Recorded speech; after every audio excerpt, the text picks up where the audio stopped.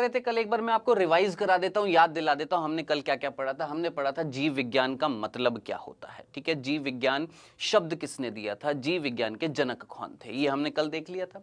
फिर हमने बात करी थी कि जीव विज्ञान में हम अध्ययन करते हैं किसका, सजीवों का। तो सजीव जो है वो निर्जीवों से क्या होते हैं, अलग होते हैं, यानी सजीवों के कुछ ना कुछ लक्षण होंगे जो उन्हें अलग करेंगे किससे, निर्जीवों से।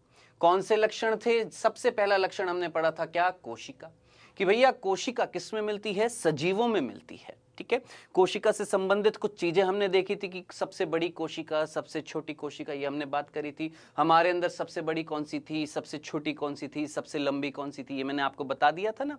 फिर उसके बाद कोशिका का हमने अध्ययन किया था कल, हल्का फुल्का हमने बात करी थी किसकी बच्चों, कोशिका की बात करी थी। फिर हमने बात करी थी कि भैया कोशिका में जीवन मिल रहा है, कोशिका में कौन मिल रहा है, जीवन मिल रहा है। किस रूप में मिल रहा है, जीव द्रव्य के रूप में मिल रहा है। जीव द्रव्य किससे बना हुआ था, ये हमने बात करी थी कि जीव द्रव्य जो है ये इनसे बना होता है, किससे, कोशिका द्रव्य से, केंद्रक से, और वो कोशिका द्रव्य जिसका आवरण कौन है, कोशिका झिल्ली है, ठीक है। ये हमने कल देख लिया था। यानी दो हमने विशिष्ट लक्षण देख लिए, विशिष्ट का मतलब जो सिर्फ और सिर्फ किस में मिलेंगे, सजीवों में मिलेंगे। फिर हमने देखा कि भैया जीवन की परिभाषा क्या थी। हमने बोला जीवन का मतलब क्या होता है, वो जीव द्रव्य जिसमें क्या मिलेंगी, जैव रासायनिक अभिक्रियाएं, यानी मेटाबॉलिक रिएक्शन, ये हमने बात करी थी। अब ये जो जीव रासायनिक अभिक्रियाएं थी बेटा जी, ये जीव रासायनिक अभिक्रियाएं यानी उपापचय अभिक्रियाएं जो थी, जिनको हमने क्या बोला था, जैव रासायनिक अभिक्रियाएं या जीव रासायनिक अभिक्रियाएं, जिनको हमने क्या बोला था, उपापचय अभिक्रिया। ये हमारी दो प्रकार की थी, एक था अपचय और एक था उपचय। याद करिए, उपचय क्या था, उपचय था कौन, एनाबॉलिज्म, जहां पर हम किसी चीज का निर्माण कर रहे थे, याद आ रहा है, ये हमने बात करी थी। और अपचय क्या था, कैटाबॉलिज्म, जहां पर हम चीजों को तोड़ रहे थे, ये हमने बात कर ली थी ना। अब मुझे कैसे पता लगेगा कि आप लोग पढ़ रहे हैं या नहीं पढ़ रहे हैं, तो बेटा जी मैं इसका पता लगा कर रहूंगा। और कैसे पता लगाऊंगा, मैं लेकर आऊंगा क्विज, ठीक है, मैं लेकर आऊंगा क्वेश्चंस। अब वो क्वेश्चंस के आपको सही आंसर देने होंगे। देखते हैं कितने बच्चे हैं जो ढंग से पढ़ाई कर रहे हैं, ठीक है। आइए, पहला क्वेश्चन आपकी स्क्रीन पर आता हुआ बेटा जी, फर्स्ट क्वेश्चन, निम्न में से जीवन का आधार है। सोचिए, जीवन का आधार, जीवन की परिभाषा, जीवन किसमें मिल रहा था, पहला ऑप्शन जीव द्रव्य, दूसरा ऑप्शन वसा, तीसरा न्यूक्लियो प्रोटीन और चौथा प्रोटीन। क्या था जीवन, किसमें मिल रहा था जीवन, जरा जल्दी से मुझे बताएं, जीवन किसमें मिल रहा था, जीवन को परिभाषित कौन कर रहा था, क्या था जीवन, किसमें मिल रहा था। चलिए दूसरा क्वेश्चन बेटा जी, जीव विज्ञान का जनक कौन है, यह भी मैंने आपको कल बताया था। जीव विज्ञान का जनक, पहला ऑप्शन थियोफ्रेस्टस, दूसरा अरस्तु, तीसरा डार्विन और चौथा हिप्पोक्रेट्स। कौन थे जीव विज्ञान के जनक, बायोलॉजी के फादर, पिता, किसे कहा था हमने जीव विज्ञान के जनक, ए बी सी डी, जल्दी से आंसर दीजिएगा बच्चों फटाफट। थियोफ्रेस्टस, अरस्तु, डार्विन या हिप्पोक्रेट्स, इनमें से कौन थे। चलिए टाइम हुआ समाप्त, आइए जल्दी से डिस्कस करते हैं। बेटा जी पहला क्वेश्चन था बेटा हमारा यहां पर क्या, कि निम्न में से जीवन का आधार क्या है। तो मैंने आपको आज भी बताया और कल भी बताया था कि भैया सजीवों में मिल रही है कोशिका, और उस कोशिका के अंदर कौन मिल रहा है, जीव द्रव्य, और वही जीव द्रव्य परिभाषित कर रहा है, आधार बता रहा है किसका, जीवन का, कौन, जीव द्रव्य, यानी कौन, प्रोटोप्लाज्म। तो करेक्ट आंसर क्या हो जाएगा बेटा जी, फर्स्ट। मेरे ख्याल से मैक्सिमम बच्चों ने सही आंसर दिया होगा इसका, ठीक है। आइए दूसरा क्वेश्चन था, जीव विज्ञान के जनक कौन हैं। तो याद करिए, बायोलॉजी के जनक कौन थे, कल बताया था ना आपको, थियोफ्रेस्टस थे क्या, नहीं, ये तो वनस्पति विज्ञान के थे। अरस्तु थे, हाँ यही थे, अरस्तु ही कौन है, जीव विज्ञान के जनक, और अरस्तु भी जनक हैं किसके, जंतु विज्ञान के। कल हमने बात करी थी ना, याद रखिएगा। चलें आगे, चलिए अब आगे चलते हैं। आज हम क्या पढ़ने वाले हैं, अब हम जरा सोचिए, हमने 3 लक्षण पढ़ लिए हैं सजीवों के, कौन कौन से। पहला लक्षण हमने क्या पढ़ा, जो सिर्फ सजीवों में मिल रहा था, क्या, कोशिका, विशिष्ट, वर्ड याद रखना, ये इंपॉर्टेंट है वर्ड। विशिष्ट लक्षण का मतलब जो विशेष रूप से सिर्फ सजीवों में मिलता है, वो विशिष्ट लक्षण क्या था? पहला क्या था? कोशिका। उसमें मिलने वाला कौन? कोशिका। उसके अंदर मिलने वाला कौन? जीव द्रव्य। और जीव द्रव्य ही किसको परिभाषित कर रहा था? जीवन को परिभाषित कर रहा था, जिसमें क्या मिल रही थी? उपापचय अभिक्रियाएं मिल रही थी। तो जो हमने 3 लक्षण पढ़ लिए हैं, वर्ड याद रखना, ये विशिष्ट लक्षण हैं किसके? सजीवों के। ठीक है, चले आगे। अब हम पढ़ने वाले हैं क्या बेटा जी? वृद्धि। किसकी बात करेंगे बेटा जी हम? वृद्धि की। ठीक है, अब आप मुझे बताएं, ये बच्चा दिखाई दे रहा है, इसने पेड़ बोया और ये जो पेड़ जो है ये विकसित हो रहा है, बड़ा हो रहा है। क्या हो रही है यहां पर? हम बोलेंगे सीधा सीधा क्या हो रही है? वृद्धि हो रही है। ठीक है, अब आप सोच समझ के मुझे बताएं, वृद्धि में होता क्या है? अगर आपसे कोई पूछे वृद्धि में होता क्या है, जस्ट एक नॉर्मल सा एग्जांपल लेकर मैं चलता हूं, आपको समझाता हूं। देखना, जब मैं छोटा था, मान लेते हैं 10 साल का था मैं, ठीक है, तो मेरा वजन जो था, सुनना, मेरा वजन जो था वो मान लेते हैं 10 साल का था तो लगभग 30 किलो था। ठीक है, अब मैं 30 साल का हो गया। 10 साल का था तो मेरा वजन था कितना? 30 किलो। अब मैं 30 साल का हो गया हूं तो मेरा वजन बढ़ गया है। कितना हो गया है जरा सोचिए, मैं आपको बताता हूं। मेरा वजन हो गया मान लेते हैं 70 किलो।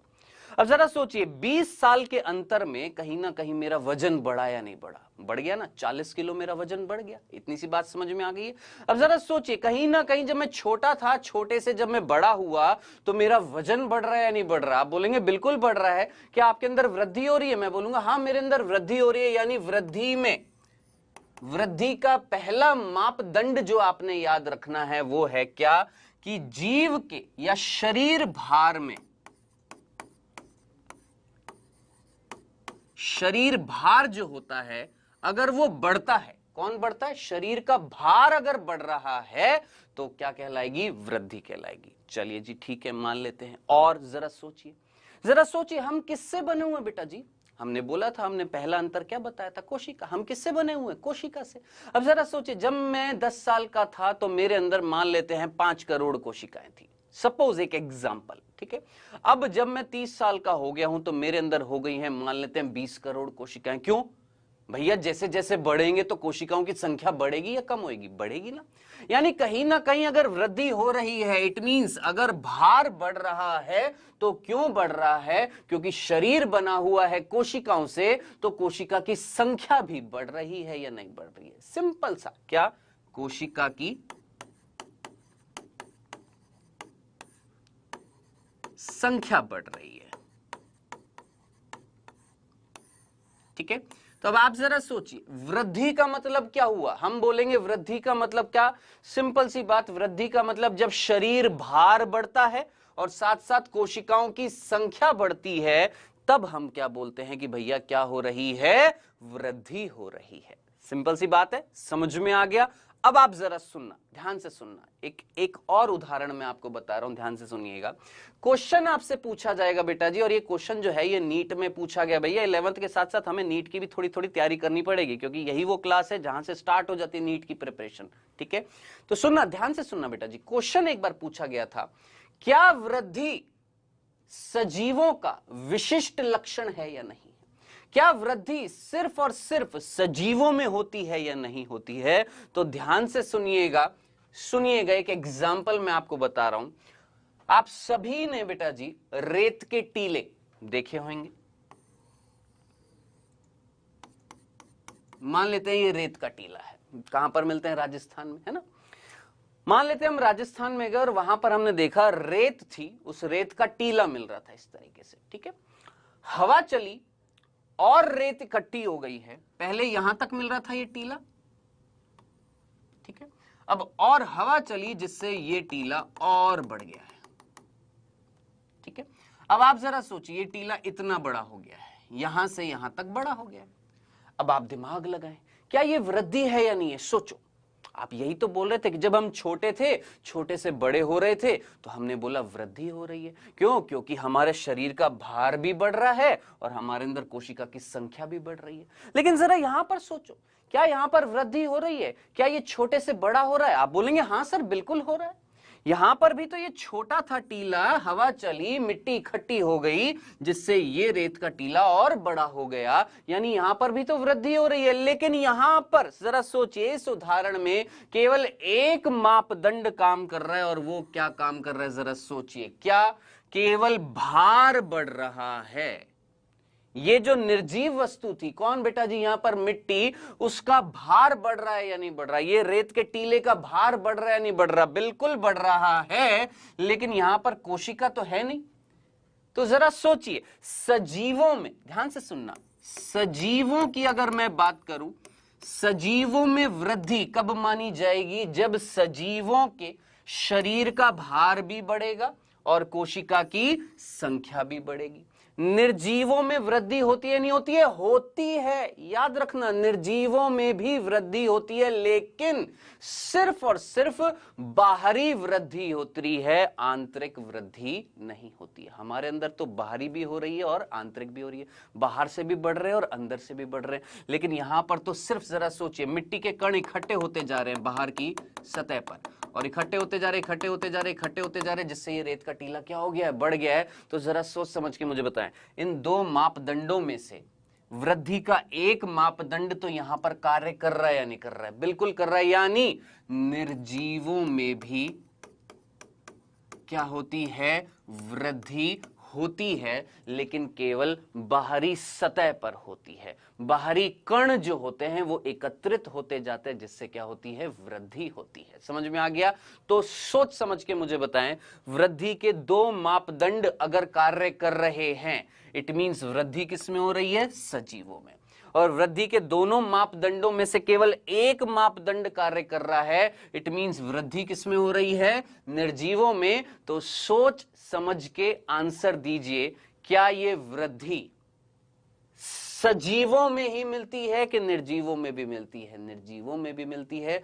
तो क्या मैं वृद्धि को विशिष्ट लक्षण बोलूंगा या नहीं बोलूंगा? तो कतई नहीं बोलूंगा। क्या कि वृद्धि सजीवों का विशेष लक्षण है? नहीं। क्यों? क्योंकि वृद्धि जो है वो निर्जीवों में भी हो सकती है। तो बेटा जी, ये हमारा चौथा लक्षण था, कौन सा? वृद्धि, जो सजीवों में तो मिलती है, साथ ही साथ निर्जीवों में भी मिल रही है। लेकिन निर्जीवों में जो वृद्धि हो रही है वो बाहरी सतह पर हो रही है, केवल भार बढ़ रहा है, कोशिका तो यहां पर है ही नहीं। तो इट मींस वृद्धि जो है वो सजीवों का विशिष्ट लक्षण नहीं है। लिख लीजिएगा बेटा जी इस चीज को, क्या? वृद्धि जो है सजीवों का विशिष्ट लक्षण नहीं है। भूलना मत इस चीज को, ठीक है? ये क्वेश्चन पूछा जाता है, क्या वृद्धि सजीवों का विशिष्ट लक्षण है? विशेषकर मतलब, विशिष्ट का मतलब जो सिर्फ और सिर्फ किस में मिलेगी? सजीव में मिलेगी, उसे हम क्या बोलेंगे? विशिष्ट लक्षण। तो वृद्धि जो है वो सजीवों के साथ साथ निर्जीवों में भी हो रही है। तो आई होप ये चौथा बिंदु पूरी तरीके से आपको क्लियर हो गया होगा। चलें आगे, आइए आगे चलते हैं बेटा जी। अब पांचवा लक्षण जो सजीवों में मिल रहा है वो है कौन? प्रजनन। ठीक है, जरा सोचिए, कितने लक्षण पढ़ लिए? एक बार याद करिए, हमने कितने लक्षण पढ़ लिए? हमने 4 पढ़ लिए। पहला क्या? कोशिका, जो विशिष्ट लक्षण है किसका? सजीवों का। दूसरा क्या था? उस कोशिका के अंदर मिलने वाला जीव द्रव्य। जब कोशिका सिर्फ सजीवों में मिल रही है तो जीव द्रव्य भी किस में मिलेगा? सिर्फ सजीवों में। फिर उन सजीवों में जो कोशिका मिल रही है उसमें जीव द्रव्य में क्या मिल रही थी? उपापचय क्रियाएं। तो 3 हमने विशिष्ट लक्षण देखे जो सिर्फ और सिर्फ सजीवों में थे। चौथा लक्षण जो हमने देखा था वृद्धि, वो सजीवों का विशिष्ट लक्षण नहीं था बालक। क्यों? क्योंकि वो निर्जीवों में भी हो रही थी। क्लियर है यहां तक? चलें आगे, आइए अब पांचवा लक्षण देखते हैं बेटा जी, क्या? प्रजनन, या सिंपल बोलूं जनन। क्या होता है जनन? सिंपल आपसे पूछा जाएगा, जनन यानी रिप्रोडक्शन का मतलब क्या होता है? ठीक है, अब क्या होता है ना, कई शब्द को तोड़ के हम जब उसका निरीक्षण करते हैं, उसका एनालिसिस करते हैं, तो हमें उसका मीनिंग समझ में आता है। देखिएगा, री और फिर क्या आ रहा है? प्रोडक्शन। प्रोडक्शन का मतलब तो समझ में आता है ना, किसी चीज का निर्माण क्या कहलाता है? प्रोडक्शन। री का मतलब क्या होता है? वापस। यानी अगेन, यानी फिर से। तो जरा सोचिए, वापस से, फिर से किसी चीज का अगर निर्माण होएगा, मीनिंग समझ में आया क्या? कि एक ऐसी अभिक्रिया, एक ऐसी क्षमता, एक ऐसी काबिलियत जो किसमें मिलती है? जीवों में, जिसके द्वारा वो जीव अपने समान एक नई संतति या संतान पैदा करते हैं। ठीक है, एक बच्चे ने बोला सर डेफिनेशन भी बताया करें। तो जनन का मतलब क्या होता है? जनन एक काबिलियत है, ठीक है, एक पावर है, एक एबिलिटी है, एक क्षमता है, किसकी? सजीवों की, जिससे वो अपने समान एक नई संतान को क्या करते हैं? पैदा करते हैं। ठीक है, अब जरा सोचिए, अगर मैं यहां पर ये ना लिखता अपने समान, सिर्फ क्या लिखता कि जनन एक ऐसी प्रक्रिया जिससे एक नई संतति पैदा होती है, तो क्या ये सही था? सोचो, इसका मतलब क्या होता कि एक जीव क्या पैदा कर रहा है? एक संतान पैदा कर रहा है। अब जरा सोचिए, क्या मनुष्य से चूहा पैदा हो सकता है? नहीं ना। तो मनुष्य से केवल कौन पैदा होएगा? मनुष्य पैदा होएगा। इसीलिए ये लिखना जरूरी है, क्या? अपने समान क्या पैदा करता है? एक नई संतति पैदा करता है। उसे हम क्या बोलते हैं? जनन बोलते हैं। इतनी सी बात समझ में आ गई कि जनन का मतलब क्या था? रिप्रोडक्शन का मतलब क्या है? अपने जैसी ही एक नई पीढ़ी उत्पन्न करना क्या कहलाएगा? जनन। क्या ये वर्ड समझ में आ गया? अब क्वेश्चन आ रहा है, क्या जनन विशिष्ट लक्षण है या नहीं है? बताएं, क्या जनन विशिष्ट लक्षण है या नहीं है सजीवों का? सोचिए, है क्या? क्या हर जीव में, क्या हर सजीव में, जो इस पृथ्वी पर जितने भी जीव मिल रहे हैं, क्या सभी में जनन मिलता है क्या?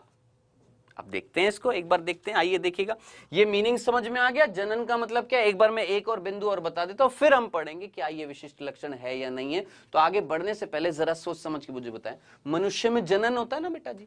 मनुष्यों में जब जनन होता है, ध्यान से सुनना, तो नर जो होता है वो क्या उत्पन्न करता है? कुछ कोशिकाएं, जिनको हम क्या बोलते हैं? शुक्राणु।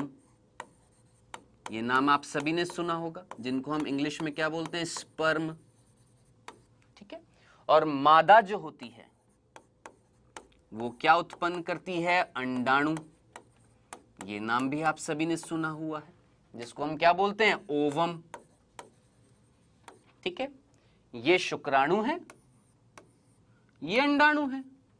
ठीक है, ये शुक्राणु और ये अंडाणु जब दोनों जुड़ जाते हैं तो इनसे एक कोशिका बनती है, और उस कोशिका का नाम पता है ना सभी को? क्या बोलते हैं उस कोशिका को बेटा जी? युग्मनज। वर्ड याद रखना, क्या नाम देते हैं? युग्मनज, यानी जाइगोट। ठीक है, और ये जाइगोट फिर आगे चलकर किसका निर्माण करता है? भ्रूण का। और फिर ये भ्रूण आगे जाके निर्माण करता है किसका? शिशु का। ठीक है, कुछ इस तरीके से होता है। देखिएगा जरा जल्दी से, ये कहीं ना कहीं आपको अंडाणु दिखाई दे रहा है, कहीं ना कहीं क्या दिखाई दे रहा है बेटा जी? अंडाणु दिख रहा है। और इस अंडाणु के पास कौन आता है? वो दिखाई दे रहे हैं शुक्राणु, जिसमें से एक शुक्राणु देखिए यहां से अंदर आता हुआ दिखाई दे रहा होगा आपको। ठीक है, यानी अंडाणु के साथ किसने भेदन किया है? किसने संलयन किया बेटा जी? शुक्राणु ने। और फाइनली क्या बन जाएगा? युग्मनज बन जाएगा। और फिर इस युग्मनज से क्या बनेगा? इस तरीके से भ्रूण बनेगा। समझ में आ रहा है? तो युग्मनज से क्या बनता है? भ्रूण बनता है। फिर ये भ्रूण का विकास कहां पर होता है? उस मादा के शरीर में होता है। ठीक है, तो कहने वाली बात जो थी वो सिर्फ इतनी सी थी, जो मैं चीज समझाने वाला था वो ये था कि जनन, मनुष्य जनन का मतलब क्या था? अपने जैसी संतान उत्पन्न करना क्या कहलाता है? जनन। ठीक है, अब मनुष्य में जनन कैसे हो रहा था? नर ने उत्पन्न किए क्या? शुक्राणु। मादा ने उत्पन्न किया अंडाणु। दोनों जुड़े, क्या बनी? एक कोशिका, जिसका नाम क्या था? युग्मनज। और फिर उस युग्मनज ने इस तरीके का भ्रूण का निर्माण कर दिया है। क्लियर है? अब हमारा क्वेश्चन आ रहा था कि भैया क्या ये प्रजनन, क्या ये एक विशिष्ट लक्षण है या नहीं है? क्या ये सजीवों में हमेशा मिलेगा ही मिलेगा क्या? तो ध्यान से सुनना बेटा जी, एक उदाहरण मैं आपको बता रहा हूं। आप में से कई बच्चों ने एक शब्द सुना होगा, क्या? खच्चर। सुना है, देखा भी होगा कईयों ने, खच्चर। ठीक है, इंग्लिश में बोलते हैं बेटा जी इसको म्यूल। ठीक है, अब जिन्होंने नहीं देखा है वो कृपया करके एक बार देखिएगा, आपको दिख जाएंगे। ठीक है, अब कैसे दिखाई देते हैं मैं आपको जस्ट इतना सा आइडिया देता हूं। ना ही वो गधे के जैसे होते हैं और ना ही वो घोड़े के जैसे होते हैं। थोड़ा सा घोड़े से छोटे होते, थोड़ा सा घोड़े से बड़े होते हैं। ठीक है, इनका उपयोग किया जाता है सामान को लोदने में, यानी ले जाने में। ठीक है, अब जरा ध्यान से सुनना, खच्चर जो है वो कैसे बनता है देखिएगा। खच्चर का निर्माण होता है किससे? डंकी और हॉर्स, यानी गधे से और घोड़े से। ठीक है, अब मेल क्या लेते हैं हम? मेल यानी नर, हमने क्या लिया? डोंकी। ठीक है, और मादा यानी फीमेल क्या ली? हॉर्स। ठीक है बच्चों, अब जरा सोचिए, इसका क्या होएगा? शुक्राणु, और इसका क्या होएगा? अंडाणु। दोनों जुड़ जाएंगे और जुड़ने के बाद युग्मनज बनेगा, और इस युग्मनज से शिशु बनेगा, भ्रूण बनेगा, शिशु बनेगा, और वो शिशु आगे जाकर क्या बन जाएगा? खच्चर बन जाएगा, यानी म्यूल बन जाएगा। ठीक है बच्चों, अब ये जो खच्चर जो है ये क्या नहीं कर सकता? जनन नहीं कर सकता। ठीक है, क्योंकि इसके अंदर युग्मकों का निर्माण नहीं होता। अब आप कहेंगे सर युग्मक क्या होते हैं? तो देखिएगा बेटा जी, ये शुक्राणु और ये जो अंडाणु जो थे, इन्हीं को ही हम क्या बोलते हैं? युग्मक बोलते हैं। शुक्राणु और अंडाणु कौन होते हैं? युग्मक। नर युग्मक कौन होता है? शुक्राणु। मादा युग्मक कौन होती है? अंडाणु। दोनों युग्मक जब जुड़ते हैं तो क्या बनता है? युग्मनज। जब जरा सोचिए, खच्चर जो है जो बना था इन दोनों के क्रॉस करने से, उस खच्चर के अंदर युग्मकों का जब निर्माण नहीं होगा तो क्या ये जनन कर पाएगा? नहीं जनन कर पाएगा। तो जरा सोच समझ के मुझे बताएं, क्या मैं ये बोलूंगा कि प्रजनन सजीवों का विशिष्ट लक्षण है? मतलब कि प्रजनन जो है वो सिर्फ और सिर्फ सजीवों में हमेशा मिलेगा ही मिलेगा, मिलेगा ही मिलेगा, क्या ये बात सही? नहीं। कुछ ऐसे सजीव भी होते हैं जो जनन योग्य नहीं होते हैं। ऐसे जीवों को हम क्या बोलते हैं? याद रखना, जिनमें जनन की क्षमता नहीं होती है उनको हम क्या बोलते हैं? बंधे। याद रखिएगा, क्या नाम देते हैं बेटा जी? भूलना मत, क्या नाम देते हैं बच्चों? बंधे नाम दिया जाता है किसको? ऐसे जीवों को जो क्या नहीं कर सकते हैं? जनन नहीं कर सकते हैं। बताएं, क्या ये चीज समझ में आ गई? वापस से बताऊं, फिर से सुने। जनन का मतलब क्या था ये मैंने आपको बता दिया। क्या? अपने समान संतति उत्पन्न करना। कैसे कर रहे थे? नर जो है एक युग्मक निर्माण करता है जिसे हम बोलते हैं शुक्राणु, मादा जो है युग्मक का निर्माण करता है अंडाणु, दोनों जुड़ते हैं, क्या बनता है? युग्मनज, एक कोशिका। वो एक कोशिका युग्मनज से आगे क्या बनता है? बाद में शिशु बनता है। हमने देखा मनुष्य में, हमने अभी एक एनिमेशन से देखा था कि कैसे शुक्राणु अंडाणु को भेद रहे थे और फिर भ्रूण का निर्माण हो गया था। लेकिन मैं आपसे पूछ रहा था क्या प्रजनन विशिष्ट लक्षण है या नहीं है? तो मैंने बोला प्रजनन विशिष्ट लक्षण नहीं है, कतई नहीं है। क्यों? क्योंकि कुछ ऐसे जीव हैं जिनके अंदर क्षमता नहीं है। किसकी? जनन की क्षमता नहीं है, क्योंकि उनके अंदर निर्माण नहीं हो रहा। किसका? युग्मकों का, यानी वो जनन नहीं कर सकते। ऐसे जीवों को हमने क्या बोला है? बंधे, जैसे खच्चर। अब खच्चर कैसे बनाया गया था? क्रॉसिंग हुई थी किसके बीच में? नर डोंकी और मादा घोड़ा जो है, यानी फीमेल हॉर्स जो है, उसके बीच में क्रॉसिंग से क्या बना था? खच्चर बना था। ठीक है, अब आपके मन में एक और क्वेश्चन उठ रहा होगा कि सर अगर नर, यहां पर क्या लिया था? नर कौन लिया था? डंकी लिया था ना, गधा लिया था ना। अब मैं नर क्या ले रहा हूं? हॉर्स ले रहा हूं, और मैं मादा जो है वो क्या ले रहा हूं? डोंकी ले रहा हूं, यानी गधा। जरा सोचिए, लिंग बदल दिया या नहीं बदल दिया? सेम टू सेम था, बस डंकी यहां पर कौन था, नर था, और हॉर्स यहां पर कौन था, मादा थी। यहां पर हॉर्स अब कौन हो गया है, नर हो गया है, और मादा कौन हो गया है, डंकी हो गया है।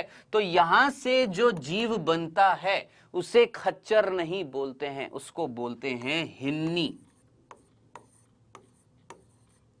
याद रखना, क्या नाम देते हैं बेटा जी, हिन्नी। इंग्लिश में भी हिन्नी, हिंदी में भी हिन्नी, और याद रखना ये भी खच्चर के समान, ये भी जनन योग्य नहीं होती है। यानी ये भी कैसी होती है बेटा जी, याद रखना, बंधे होती है। बताएं, क्या ये बिंदु क्लियर है, साफ साफ समझ में आ गया है क्या, कि भैया फिर से सुने, क्या जनन सजीवों में हमेशा मिलेगा ही मिलेगा? हम बोलेंगे नहीं, कुछ ऐसे जीव हैं जिनमें जनन नहीं मिलता है। इट मींस जनन सजीवों का विशिष्ट लक्षण नहीं है। ठीक है, समझ में आ गया? विशिष्ट का मतलब जो हमेशा मिलेगा ही मिलेगा। अब जैसे कोशिका हमेशा मिलेगी मिलेगी, कोशिका में जीव द्रव्य हमेशा मिलेगा ही मिलेगा, सजीवों की बात कर रहे हैं, ठीक है, हमारी बात कर रहे हैं, ठीक है। साथ ही साथ उसमें उपापचय अभिक्रिया होंगी होंगी, यानी ये 3 विशिष्ट लक्षण थे। फिर हमने बात करी वृद्धि, वृद्धि होगी ही होगी, लेकिन वृद्धि निर्जीवों में भी हो रही थी, इसलिए वृद्धि विशिष्ट लक्षण नहीं है। फिर हमने बात करी कि जनन हमेशा होगा ही होगा, हमने बोला नहीं, कुछ ऐसे जीव हैं जिनमें जनन नहीं होता है, यानी जनन भी विशिष्ट लक्षण नहीं है। तो याद रखना कौन विशिष्ट लक्षण है और कौन सा विशिष्ट लक्षण नहीं है। बेटा जी हमने 5 पढ़ लिए, जिसमें से 3 हमारे विशिष्ट लक्षण थे, और 2 जो अभी हमने पढ़े वृद्धि और प्रजनन, वो विशिष्ट लक्षण नहीं है। क्लियर है? मेरे ख्याल से बड़े आराम से मैंने बड़े प्यार से सारी आपको चीजें समझाई हैं। आई होप सारी चीजें क्लियर हो गई होंगी। बेटा अब आपकी स्क्रीन पर ना एक पोल आएगा, ठीक है, आपको बताना है, जो मैंने आराम से तसल्ली से एक एक चीज आपको बताई है, क्या वो आपको समझ में आ गई है या नहीं आई है, हाँ या ना। ठीक है, एक बार जरा जल्दी से मुझे बताएं बेटा जी, क्या ये जो प्रजनन मैंने आपको बताया है, क्या ये समझ में आ गया है, क्या ये विशिष्ट लक्षण है या नहीं है, ये चीज क्लियर है, समझ में आ गया? जल्दी से मुझे बताएं बेटा जी एक बार फटाफट।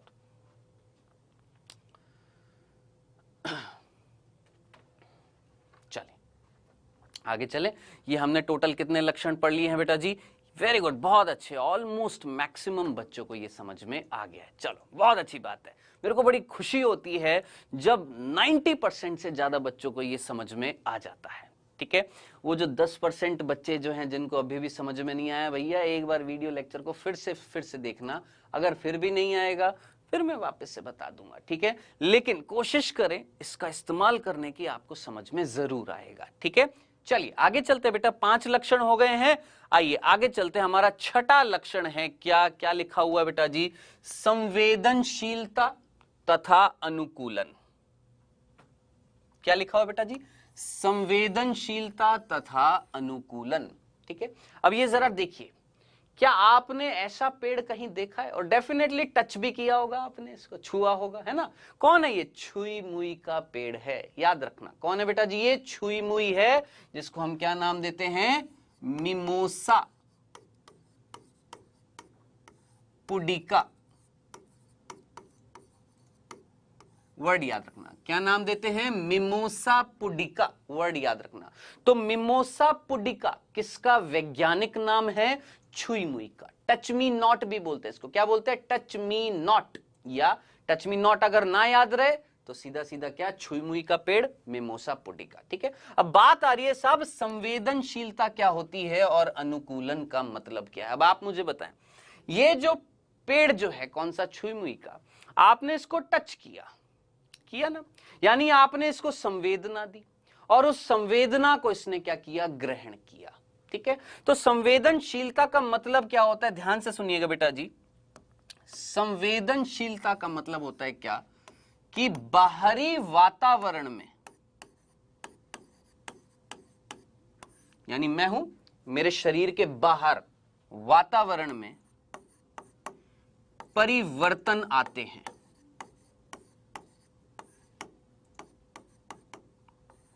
उनको ग्रहण करना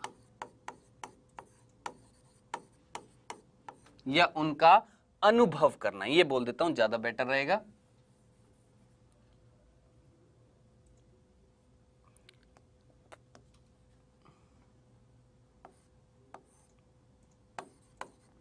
ध्यान से सुनना, अनुभव करना। ठीक है, अब आप बोलेंगे क्या मतलब है वातावरण में परिवर्तनों का अनुभव करना? यही बोलेंगे ना कि सर ये लाइन समझ में नहीं आई। सर वातावरण में परिवर्तनों का अनुभव करना, सोच समझ के मुझे बताएं। अभी महीना चल रहा है किसका? अक्टूबर का। आज से 1-1.5 महीने बाद सोच के मुझे बताएं, सर्दियां आ जाएंगी। अब जरा सोचिए, अभी सर्दी नहीं है इतनी, 1 महीने बाद क्या आपके शरीर के बाहर वातावरण में कोई परिवर्तन आएगा? क्या आएगा? तापमान कम हो जाएगा। जरा सोचिए, वातावरण का तापमान अगर कम हो जाएगा यानी शरीर के बाहर वातावरण में क्या आ गया? परिवर्तन आ गया, ठंडा हो गया ना, परिवर्तन आ गया ना। अब जरा सोचिए, क्या आप उसको अनुभव कर पा रहे हैं या नहीं कर पा रहे हैं? क्या कर रहे हैं आप उसको? क्या कर रहे हैं? अनुभव कर रहे हैं, फील कर रहे हैं, नहीं कर रहे हैं? यानी अगर मैं अपने शरीर के बाहर कोई भी परिवर्तन आ रहा है वातावरण में और उसको मैं अनुभव कर रहा हूं, यानी मैं क्या हूं? मैं संवेदनशील हूं।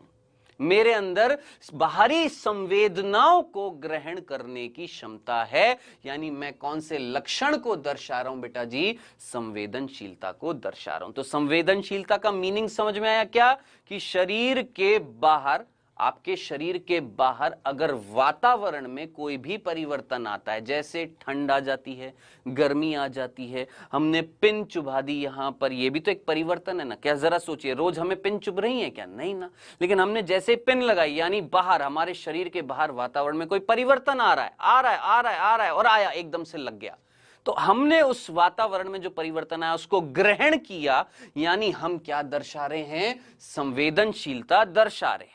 ठीक है, इतनी सी बात समझ में आ गई। अब जरा सोचिए, उदाहरण मैं वही ले रहा हूं, कौन सा? 1 महीने बाद क्या आ जाएगी? ठंड आ जाएगी। वातावरण में परिवर्तन आया, ठंड आ गई और हमने उसका अनुभव किया। हमें क्या लग रही है? ठंड लग रही है। अब जरा सोचिए, हमें अगर ठंड लगती रही तो हमारे शरीर का तापमान भी क्या हो जाएगा? कम हो जाएगा। और हमारे शरीर का तापमान अगर धीरे धीरे धीरे धीरे धीरे धीरे धीरे कम होता गया तो कहीं ना कहीं याद रखना, हमारे शरीर के एंजाइम जो होते हैं वो निष्क्रिय हो जाते हैं निम्न तापमान में। फिर से बोलूं, फिर से सुनना। क्या? मैं आज से 1 महीने बाद मेरे वातावरण में परिवर्तन आएगा। ठीक है, कैसा हो जाएगा? मौसम कैसा हो जाएगा? ठंडा हो जाएगा। हमने बोला वातावरण में क्या आ गया? परिवर्तन आ गया और मुझे ठंड महसूस हो रही है, यानी मैं संवेदनशीलता को महसूस कर रहा हूं, यानी मैं बाहरी संवेदनाओं को ग्रहण कर रहा हूं। ठीक है, अब आप मुझे बताएं, उस परिवर्तन के कारण क्या मेरे शरीर में कोई परिवर्तन आएगा?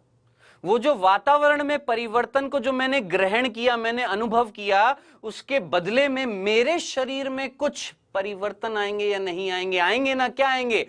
मेरे शरीर में कपकपी होगी या नहीं होएगी? होएगी ना। यही क्या कहलाता है? अनुकूलन।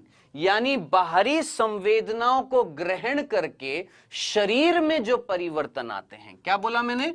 बाहरी संवेदनाओं को ग्रहण करके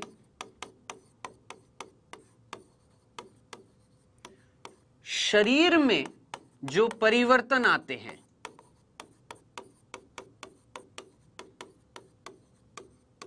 शरीर में क्या आते हैं? शरीर में जो परिवर्तन आते हैं जो हमें उससे, उस परिवर्तन से बचाते हैं, उसको हम क्या बोलते हैं? अनुकूलन। जो हमें उस परिवर्तन से बचाते हैं, इस परिस्थिति को क्या बोला जाता है? अनुकूलन। ठीक है, एक बार जरा जल्दी से देखते हैं बेटा जी, यहां पर जिनको समझ में नहीं आया वापस से उसी उदाहरण के साथ जल्दी से मैं आपको समझाता हूं। क्या? मेरे शरीर के बाहर, दूसरा उदाहरण लेते हैं, इस बार ठंड की जगह गर्मी का लेते हैं। ठीक है, मेरे शरीर के बाहर, ठीक है, मान लेते हैं आज से 7-8 महीने बाद जब गर्मी आएगी तो शरीर के बाहर वातावरण में क्या आया? परिवर्तन आया। मैंने उसको ग्रहण किया, यानी मैं संवेदी हूं, मैं संवेदनाओं को ग्रहण कर रहा हूं, यानी वातावरण में जो परिवर्तन आ रहे हैं उसको अनुभव कर रहा हूं, ठीक है। और उसके बदले में मेरे शरीर में जो भी परिवर्तन आएंगे उसको ग्रहण करने के बाद, बाहरी संवेदनाओं को ग्रहण करने के बाद मेरे शरीर में जो परिवर्तन आएंगे, जो मुझे बचाएंगे, उस बाहरी परिवर्तन से मुझे बचाएंगे। जैसे जरा सोचिए, बाहर गर्मी हो गई है, उस गर्मी के कारण मेरे शरीर का तापमान बढ़ेगा, तो मेरे शरीर में कुछ परिवर्तन आएगा नहीं आएगा? क्या छूटेगा? मेरा पसीना छूटेगा। अब जरा सोचिए, जैसे पसीना छूटेगा, पसीना निकलेगा, बूंद निकलेगी, जल निकल रहा है और हवा लगेगी, तो शरीर का तापमान कम होएगा या नहीं होएगा? सोचिए, होता है नहीं होता? जरा सोचिए, पसीना आता है और हल्की सी हवा चलती है तो थोड़ा सा ठंडक महसूस होती है नहीं होती है? तो जरा सोचिए, क्या हमने उस परिस्थिति में अपने शरीर को ढाला या नहीं डाला? क्या हमने अनुकूलित किया या नहीं किया अपने आप को? यही क्या कहलाएगा? अनुकूलन। तो ये मैंने एक छठा बिंदु बताया था, क्या? संवेदनशीलता और अनुकूलन। बेटा याद रखना, ये भी याद रखना, क्या ये विशिष्ट लक्षण है? हां, ये विशिष्ट लक्षण है, ये विशिष्ट लक्षण है। भूलना मत, ये कैसा लक्षण है बेटा जी? ये विशिष्ट लक्षण है, भूलिएगा मत, कतई मत भूल जाना, क्योंकि ये क्वेश्चन पूछा गया है कि संवेदनशीलता और अनुकूलन विशिष्ट लक्षण होता है या नहीं होता है? बिल्कुल होता है। जरा सोचिए, मेरे को सुई लगाई, बदले में मैंने अपना हाथ हटाया अपने आप को बचाने के लिए, यानी पहले संवेदनाओं को ग्रहण किया, फिर संवेदनाओं को ग्रहण करने के बाद मेरे शरीर में कुछ परिवर्तन आया, यानी मैंने क्या दिखाया? अनुकूलन दिखाया, ठीक है।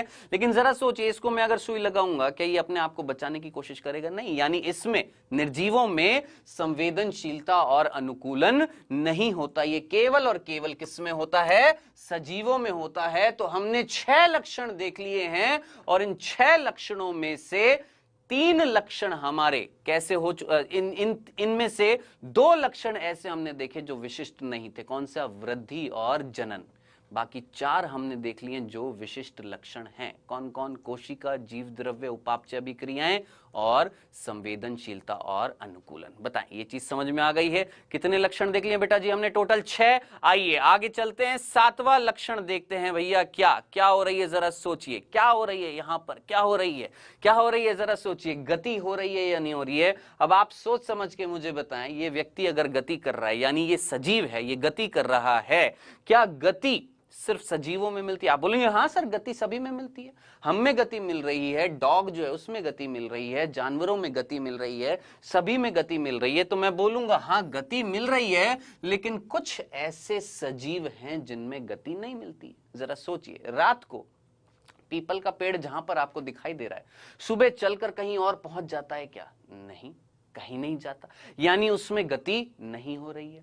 लेकिन कुछ ऐसे पादप हैं जो गति करते हैं। आप बोलेंगे कौन सा पादप है जो गति करता है? तो याद रखिएगा, ध्यान से सुनिएगा, कुछ ऐसे पादप हैं जो गति करते हैं। जैसे अगर आप में से किसी ने ये नाम सुना है, क्या?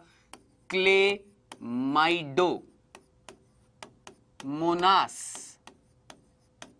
सुना है किसी ने? याद रखना, ये हरी शैवाल है, ये एक एकल कोशिकीय पादप है बेटा जी। सोचिए, एक पादप, ये एक पादप है, कैसा है? एकल कोशिकीय है, और ये पानी के अंदर एक जगह से दूसरी जगह जा रहा है, यानी ये क्या कर रहा है? गति कर रहा है। फिर से बोलूं, ध्यान से सुनना, हमारे अंदर गति हो रही है, अधिकतर जानवरों में गति हो रही है, लेकिन कुछ ऐसे जीव हैं जिनमें गति नहीं होती है, जैसे पादपों में गति नहीं होती है, लेकिन कुछ ऐसे पादप है जिनमें गति होती है। जैसे कौन? मैंने बोला क्लेमाइडोमोनास। आपने बाहर जो पादप देख रहे हैं, बहुत बड़े बड़े पादप है, उनमें बहुत सारी कोशिकाएं मिल रही है, यानी वो बहुकोशिकीय हैं। लेकिन क्लेमाइडोमोनास एकल कोशिकीय पादप है, ये हरी शैवाल है, पानी में मिलता है, एक जगह से दूसरी जगह जाता है, यानी ये क्या दर्शा रहा है? ये गति दर्शा रहा है। समझ में आ गया?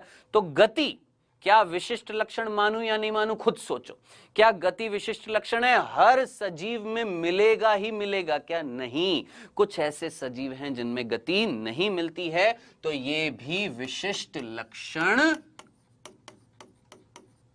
नहीं है बालक, नहीं है, नहीं है, बिल्कुल नहीं है, ये विशिष्ट लक्षण नहीं है। ठीक है, अब जरा सोचिए कितने लक्षण देख लिए, 7, 7 में से 3 विशिष्ट नहीं है, 4 विशिष्ट हैं। ठीक है, चलें आगे, आइए आगे चलते हैं, 8वां लक्षण देखते हैं। क्या बेटा जी, जीवन चक्र। देखिएगा इसको, क्या बच्चा बड़ा होता हुआ दिखाई दे रहा है, बूढ़ा हो गया, ठीक है, इसने अपनी आगे संतान कैसे पैदा करी, शुक्राणु आया, अंडाणु से भेदन किया, फिर एक बच्चा पैदा हुआ, फिर वो बच्चा बड़ा हो रहा है, और बड़ा हो गया, और बड़ा हो गया, फिर बूढ़ा हो गया, मर जाएगा। जरा सोचिए, जीवन चक्र का मतलब ही क्या था? क्या जन्म से लेकर मृत्यु तक का समय जो होता है वो क्या कहलाता है? जीवन चक्र कहलाता है। ठीक है, कहां से कहां तक? जन्म से लेकर मृत्यु तक का जो समय है वो क्या कहला रहा है? जीवन चक्र है। और जीवन चक्र सभी सजीवों का लक्षण होता है। हर जीव क्या होता है? जन्म लेता है, और जन्म लेने के बाद उसकी क्या होती है? मृत्यु होती है। तो सभी सजीवों में क्या मिलता है? जीवन चक्र मिलता है। तो बेटा जी ये हमने आज खत्म कर दिए हैं। क्या सजीव क्या है, निर्जीवों से कैसे अलग है, 8 लक्षण हमने पढ़ लिए हैं, जिनमें कौन से विशिष्ट हैं, कौन से विशिष्ट नहीं है, ये सारा मैंने आपको समझा दिया है। डिटेल में इसको पढ़िएगा, वापस से एक बार फिर से लेक्चर देखिएगा, आपको पूरा समझ में आएगा। ठीक है, आई होप मेरे ख्याल से सारी चीजें क्रिस्टल क्लियर हो गई होंगी आपको। ठीक है, चलें आगे। अब आगे मैं आपको देने वाला हूं होमवर्क। पहले तो होमवर्क लिखिए बेटा जी। क्या पहला क्वेश्चन है, जल्दी से स्क्रीनशॉट ले लीजिए, इसका स्क्रीनशॉट ले लीजिए, और होमवर्क करना है बेटा जी आप सभी ने। ठीक है, जीवन की परिभाषा बताएं, या जीवन को परिभाषित कीजिए कि जीवन क्या है, कहां मिलता है, कैसे मिलता है, किसमें मिलता है, किसके द्वारा स्थापित होता है जीवन, ये बताना है आपने। सजीवों में जीव द्रव्य की क्या उपयोगिता है? सोचिए, सजीवों में जो जीव द्रव्य मिल रहा था उसकी क्या उपयोगिता है, उसमें क्या मिल रहा था, उसमें कौन सी क्रियाएं मिल रही थी, वो आपने बताना है। सजीवों में जीव द्रव्य की क्या उपयोगिता है। ठीक है, और साथ ही साथ ध्यान से सुने, ये करने के बाद आप यहां पर देखिए, यहां पर कहीं लिखा हो वीडियो उत्तर देखें। इसका मतलब क्या है? जब आप ऐप पे जाएंगे ना, मेरे लेक्चर में जब आप जाएंगे तो वहीं पर आपको ये होमवर्क दिखाई देगा, है ना। उस होमवर्क पर जब आप क्लिक करेंगे तो होमवर्क आ जाएगा, वहीं पर ये ऑप्शन दिखाई देगा वीडियो उत्तर देखें। वहां पर आप वीडियो का आंसर भी देख सकते हैं। ठीक है, उस वीडियो का आंसर देख सकते हैं। कहां पर? उस ऐप में। ठीक है बच्चों, चलिए अब समय हो गया बेटा जी डाउट का। लेकर आते हैं आपके डाउट्स, बताएं क्या है।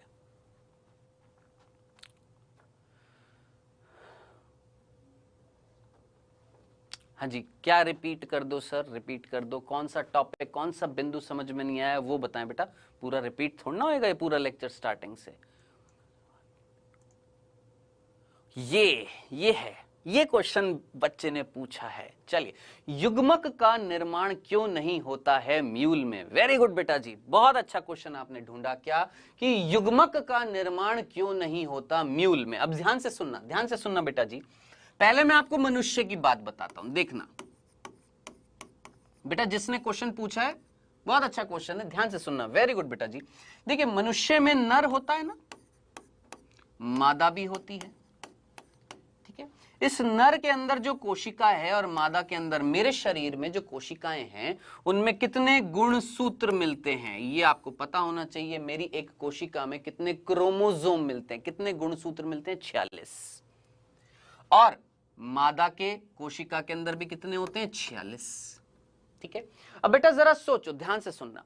आपने एक जीव का निर्माण करना है किससे? युग्मनज से। ठीक है, और वो जो जीव जो बनेगा उसकी कोशिकाएं जो होंगी, वो जो जीव बनेगा उसकी कोशिकाओं में भी गुणसूत्र कितने होंगे? 46 होंगे। यानी ये जो युग्मनज है इसमें कितने रखने आपने? 46 रखने। कैसे करेंगे देखिएगा। मेरे शरीर में जो कोशिकाओं की संख्या है वो कितनी है? 46 है। ठीक है, अब इनमें से इन कोशिकाओं में होएगा एक विभाजन। याद रखना, 11th क्लास में पढ़ेंगे कौन सा? कोशिका विभाजन, जहां पर एक वर्ड आएगा क्या? अर्ध सूत्री विभाजन।